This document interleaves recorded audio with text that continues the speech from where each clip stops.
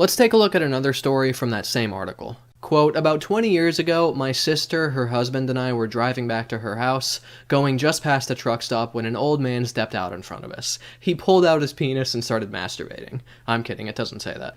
Now that's a fucking ghost story right there.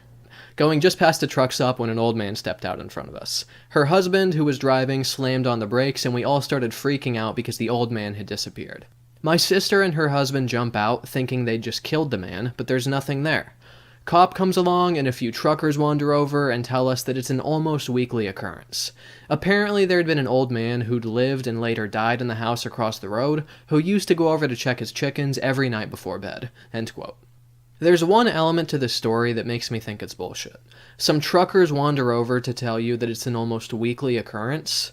If these are truckers who travel all across the country, and if they're stationed at a truck stop, presumably because they're just resting before they continue driving, how would they know that it's a weekly occurrence?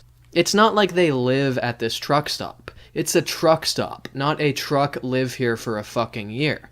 But setting that aside, here's the problem with ghost stories.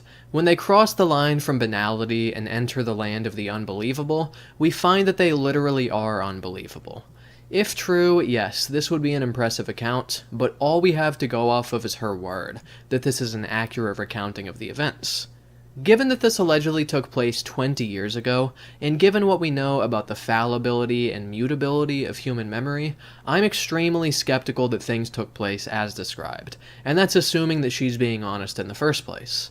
This is just some random person on Reddit telling their story.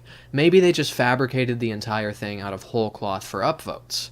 As Carl Sagan once put it, quote, extraordinary claims require extraordinary evidence, end quote. I'm on Patreon. There's a link in the description if you'd like to support my content. I would really appreciate it. There's also social media links in there if you want to follow me there. I'm trying to build up some of those followings. I would really appreciate it. Make sure to subscribe for more videos if you haven't already. Hit the bell, hit the like button, post a fucking comments. All that fun stuff that's standard on YouTube. You know the fucking drill. Thanks for watching. Hope you enjoyed this.